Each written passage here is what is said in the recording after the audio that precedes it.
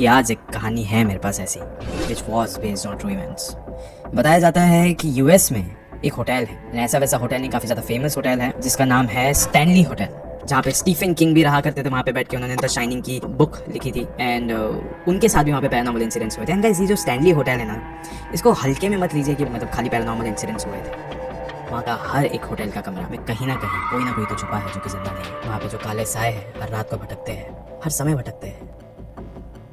आप चाहे सुबह में जाओ, दोपहर में जाओ या रात में जाओ, आपकी मुलाकात उनसे तो होगी ही। लेकिन आज ना मैं आपको एक ऐसी कहानी सुनाने वाला हूँ जो कि स्टैनली होटल की है ऑफ कोर्स, लेकिन जिस कपल के साथ हुआ था ना, वो कपल एक बहुत ज़्यादा गहरे ट्रॉमा में चले गए थे। उसके बाद वो उस जहन्नम जैसे जगह से निकलने के बाद वहाँ की जो यादें थी वो उसे भुला नहीं सके। बहुत ज़्यादा उन्होंने फेस किया था कि ये जो कहानी है ये सिर्फ कहानी नहीं, ये एक असली खौफनाक कहानी है जो अभी आपको पता चलेगा। लेकिन इस वीडियो शुरू होने से पहले मैं आपको पहले बता देना चाहता हूँ कि बहुत सारे ब्लॉगर्स ने निक के इस सॉफ्टवेयर को रेकमेंड करना चालू कर दिया है। एंड गाइस, मुझे तो पहले बिल्कुल भी यकीन नहीं था। मैं सोचा कि मैं खुद ही इसे टेस्ट करूँ, फिर मैंने भी इसको टेस्ट करना चालू किया। अब मैं भी एक इस सॉफ्टवेयर का फैन बन चुका हूँ। एंड गाइस, मैंने वैसे ही चीज़ें करी है जैसे उन्होंने अपने वीडियोज़ में बताया था एंड आई फॉलोड एवरीथिंग एकदम प्रॉपरली। एंड गाइस, मैंने इसे 10 दिन पहले टेस्ट करना चालू किया था एंड अभी आप मेरे रिजल्ट को देख सकते हो। अब मैं आपको दिखाता हूँ कि मैंने ये सब कुछ कैसे किया। लेकिन गाइस, वो सब कुछ करने से पहले मैं आपको एक चीज़ बताना चाहता हूँ कि आपको ये वाला जो सॉफ्टवेयर है उसको आपको रेगुलरली यूज़ करना बहुत ज़्यादा ज़रूरी है, ताकि ये सॉफ्टवेयर का जो यूजेज है, जो कि इसका रिजल्ट है, वो 10% एफिशिएंसी से 100% तक आ जाए। एंड गाइस, मैंने इसे पहले ही अपग्रेड कर लिया है, तो मैं अभी आपको बताता हूँ कि हाउ डज इट वर्क्स। दोस्तों, सॉफ्टवेयर का इंटरफेस काफ़ी इंप्रेसिव है। रियल टाइम रिव्यूज़ और यूजर विनिंग्स यहाँ पे भी शो होती है। और ये रहा, मैं इसे लॉन्च करता हूँ। अगला मल्टीप्लायर 5.55 है और मैंने 2000 रुपये लगाए हैं। एंड गाइस, आपने देखा मैं अभी जीत गया। एंड गाइस, अभी मेरे यहाँ पे वॉलेट में 9200 शो हो रहा है। एंड अभी अगले राउंड के लिए मैंने सोचा कि मैं एक बहुत बड़े मल्टीप्लायर का वेट करूँगा, और अब मैंने वेट किया। मल्टीप्लायर 4.9 है, मैंने 6000 का रिस्क लिया है। एंड गाइस, गेस व्हाट, मैं वापस से जीत गया हूँ। सो गाइस, आप देख सकते हो कि सिर्फ 2 ही गेम्स खेल के मैंने 2000 से 30320 जीत लिए हैं। निक मेरे सब्सक्राइबर्स को ये वाला सॉफ्टवेयर फ्री में पाने का मौका देना चाहता है एंड उसके लिए आपको सिर्फ 3 सिंपल स्टेप्स करने होंगे। सबसे पहले, मैंने इस वीडियो के नीचे जो कमेंट सेक्शन है वहाँ पे पिन्ड कमेंट में मैंने एक लिंक दिया है, वहाँ पे जाओ, क्लिक करो। फिर आप एक टेलीग्राम चैनल पे पहुंच जाओगे, वहाँ पे टेक्स्ट मी का बटन होगा, वहाँ पे जाके लिख दो I am from Aman Parkar channel. ये आपको इसके लिए करना होगा क्योंकि निक सिर्फ मेरे ही चैनल के सब्सक्राइबर्स को ये देना चाहता है। सो आपको जल्दी मौका मिलेगा। अभी वीडियो शुरू करने से पहले ऐसे ही और horror, mysterious and historical videos देखने के लिए सब्सक्राइब कर दीजिए इस चैनल को। अब ये कहानी शुरू होती है। आज से बहुत साल पहले, मतलब कुछ साल 1972 कह रहा हूँ, एक कपल थे, एलन और ग्लोरिया, जो कि यूएस में रहा करते थे। एंड जस्ट हाल ही में उनके रिलेशनशिप को कुछ 1 साल हुआ था। रिलेशनशिप ही था, शादी नहीं हुई थी उनकी, बट स्टिल उनको एंजॉय करना था, उनको सेलिब्रेट करना था उनका 1 एनिवर्सरी। सो दे वर कि थोड़ा सा हम अकेले रहते हैं थोड़े वक्त तक, एक दूसरे के साथ टाइम स्पेंड करते हैं। सो जहाँ पे दूसरे लग्जरियस होटल के प्राइसेस बहुत ज़्यादा एक्सपेंसिव थे, वहीं पे उनके पास में ही एक होटल था जिसका नाम था स्टैनली होटल। ये भी 5 स्टार था, लेकिन फिर भी इसके होटल प्राइसेस बहुत ज़्यादा कम थे, एकदम चीप। हर एक रूम बहुत ज़्यादा चीप था। ये जो स्टैनली होटल है ना, यहाँ की एक अजीब सी बात मन में क्या है कि यहाँ पे ज़्यादा कोई आता जाता नहीं है, क्योंकि ये जो एरिया है ना मोस्टली स्नो में भरा हुआ रहता है, देखिए एकदम सुनसान रहता है area, but still it is a 5 star hotel. अब ये बात है कि वो लोग जा रहे थे उस होटल के अंदर। होटल के अंदर जाने के बाद ना उन्होंने देखा कि होटल में कोई इतना खास है नहीं, बस चुनिंदा स्टाफ मेंबर्स, थोड़े बहुत गेस्ट दिख रहे थे जो कि होटल्स में आए थे रुकने के लिए, और बाकी कोई नहीं था। जब वो पीछे बोर्ड की तरफ देख रहे थे कि कौन सा रूम अवेलेबल है, तो मोस्टली सारे ही रूम अवेलेबल थे, सब के सब अवेलेबल थे। सो ऐसा कि जो मांगेंगे उनको मिल जाएगा। फिर उन्होंने जब एक रूम की चाबी मांगी उनसे अपने पैसे पेमेंट करने के बाद, तो उनको एक चाबी मिली एंड उस चाबी के ऊपर लिखा हुआ था रूम नंबर 217। वो चाबी लेकर वो लोग अपने कमरे की ओर बढ़ गए। ये जो कमरा था ये ऑफकोर्स 2nd फ्लोर पे था एंड वहाँ पे जाने के लिए ऑफकोर्स उनको स्टेयर लेना था, क्योंकि उस समय कोई लिफ्ट वगैरह तो थी नहीं उस टाइम में, तो लिफ्ट स्टेयर से ऊपर जा रहे थे।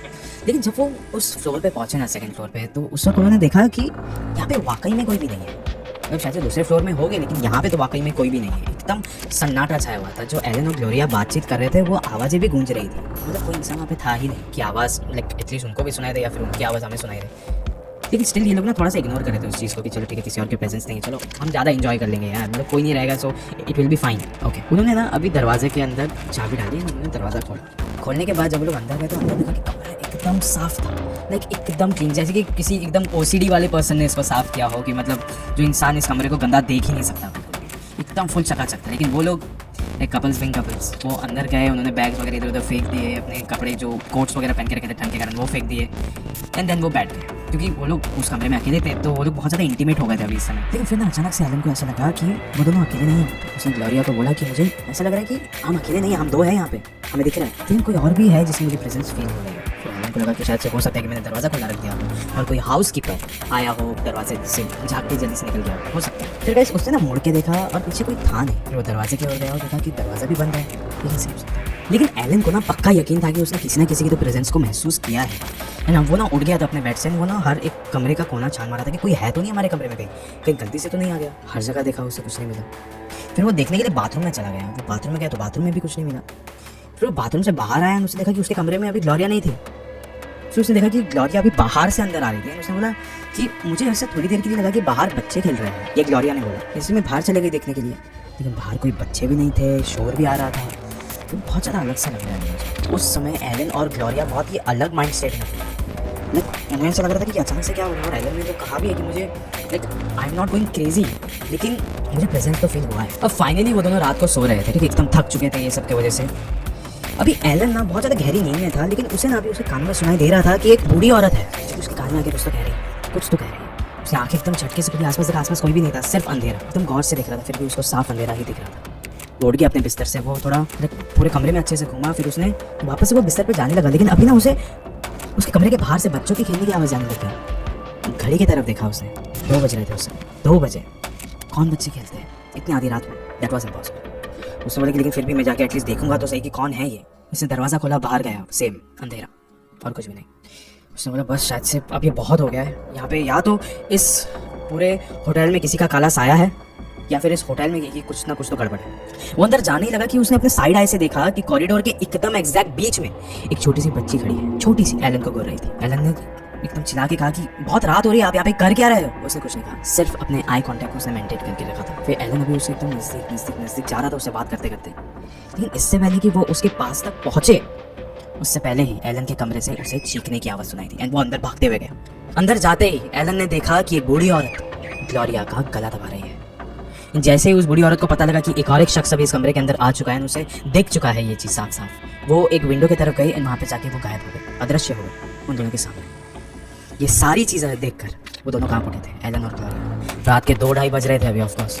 वो दोनों अभी लाइक सारे बैकपैक्स करने लग गए थे। सोचो निकलने की बातें हो रही है, इतनी ज़्यादा खौफ में थे दोनों। फिर वो उस स्टेयर से नीचे उतरे एंड वो बस होटल की इधर से निकलने ही वाले थे कि जो रिसेप्शन पे आदमी खड़ा था उन्होंने उसको रोक लिया कि सर आप इतने देर रात को कहाँ जा रहे हो? बाहर बहुत ज़्यादा बर्फ़ हो रही है, लाइक एकदम स्नो पड़ रही है, आप बाहर क्यों जा रहे हो? उन्होंने कहा कि ये सारी चीज़ें हो रही है हमारे साथ। उन्होंने पूरी कहानी सुनाई कि सुबह से लेकर अभी आधी रात तक हमने यहाँ पे सिर्फ और सिर्फ भूतों का साया मंडराते हुए देखा है। रिसेप्शनिस्ट ने बोला कि अपनी ज़रा चाबी मुझे दिखाओ। उन्होंने दिखाया और उस चाबी के ऊपर लिखा हुआ था रूम नंबर 217। रिसेप्शनिस्ट देख के थोड़ा सा शॉक हुआ, लेकिन उसे समझ में आ गया था कि इनके साथ क्या हुआ है। फिर उस रिसेप्शन मैनेजर ने कहा कि मुझे पता है आपके साथ क्या हुआ है। साल 1911 में यहाँ पे एक लेडी काम करती थी जिनका नाम था मिसेस विल्सन, एंड वो आपका जो कमरा था रूम नंबर 217 उसको बहुत अच्छे से एकदम साफ़ सफाई करके रखती थी। वो एकदम अपना रूम जैसे ही मानती थी उसको। एंड मिसेस विल्सन ना थोड़े पुराने ख्यालों में थे, लाइक वो कभी भी नहीं चाहते थे कि कोई भी अनमैरिड कपल आए उनके कमरे में। वो ऐसा नहीं चाहते थे कि कोई भी आके यहाँ पे कुछ गंदी हरकतें करे, कुछ ऐसी कोई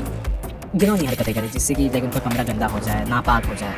एंड यही चीज़ मिसेस विल्सन को पसंद आई थी। उस कमरे में एक एक्सप्लोजन हुआ, उसके बावजूद मिसेस विल्सन बच गई थी वहाँ पे, लेकिन स्टिल उन्होंने वापस से उस कमरे को ठीक कर लिया। कई साल बाद जब मिसेस विल्सन इंतकाल हो गई तो उसके बाद भी लाइक ऐसा देखा जाता था कि वो उसी कमरे में बहुत सारे गेस्ट को दिखता था, ये बाय द वे, कि एक बूढ़ी औरत है वो उस कमरे में साफ़ सफाई कर रही है, झाड़ू मार रही है आधी रात को 2-3 बजे। ये देखकर तो किसी की भी रूह कांपने लग जाएगी।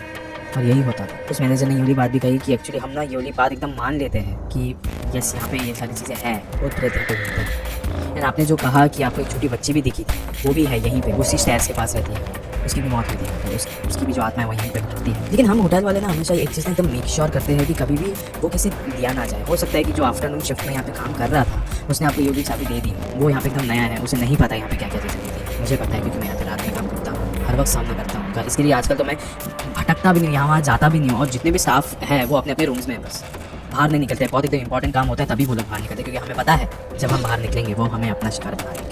इतना ही नहीं, जब एलन और ग्लोरिया फाइनली अपने घर पे पहुंच चुके थे तो उस वक्त उन्होंने और भी ज़्यादा फाइंड आउट करना चालू किया कि यहाँ पे क्या हुआ है, इस होटल में क्या क्या होता है इतने टाइम से। देखो, सबसे पहले तो होटल का रूम नंबर 217 और उसका जो स्टेयरकेस है वो सब कुछ हॉन्टेड तो है ही, लेकिन उसके अलावा भी कुछ जगह हॉन्टेड है। जैसे कि वहाँ का रूम 401, 428 और 407 भी हॉन्टेड है। एंड इस चीज़ को टोटली एग्री करते हैं वहाँ के जो स्टाफ मेंबर्स है कि हाँ ये वाकई में हॉन्टेड है। उनके जो एक ब्रोशर्स टाइप होते हैं वहाँ पे लिखा गया है वो कि ये सारी चीज़ें हॉन्टेड हैं। एंड गाइस यूएस के जो एक फेमस राइटर है स्टीफन किंग, जिन्होंने द शाइनिंग लिखी थी, वो भी इस होटल में आके रह चुके थे। स्टीफन किंग ने यहीं पे द शाइनिंग लिखा था। इन्होंने बाद में जाके बताया था पूरी दुनिया को कि यहाँ पे कैसे पैरानॉर्मल इंसिडेंट्स हुए हैं। उनके भी लिटरल इंसिडेंट्स थे। वो ही नहीं, जो एक हॉलीवुड के बहुत फेमस एक्टर है जिम कैरी, वो भी यहाँ पे रहे थे, लेकिन बहुत कुछ ही घंटों के लिए रहे थे। देन वो यहाँ से दौड़ते हुए बाहर निकले थे। उन्होंने कभी बताया नहीं कि यहाँ पे क्या हुआ था उनके साथ। अब इस वीडियो के अंत में मैं आपसे बस इतना ही कहना चाहूँगा कि हो सकता है कि आप किसी अपने स्पेशल ओकेजन के लिए कहीं पे जाने का सोच रहे हो, अपने गर्लफ्रेंड के साथ, अपने बॉयफ्रेंड्स के साथ कहीं पे जाना चाहते हो, अपने दोस्तों के साथ कहीं जाना चाहते हो।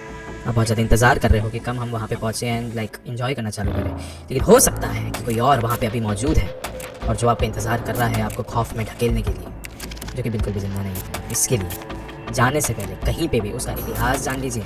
गूगल है आजकल, जान लीजिए, वरना हो सकता है कि आपके साथ कुछ गलत हो जाए।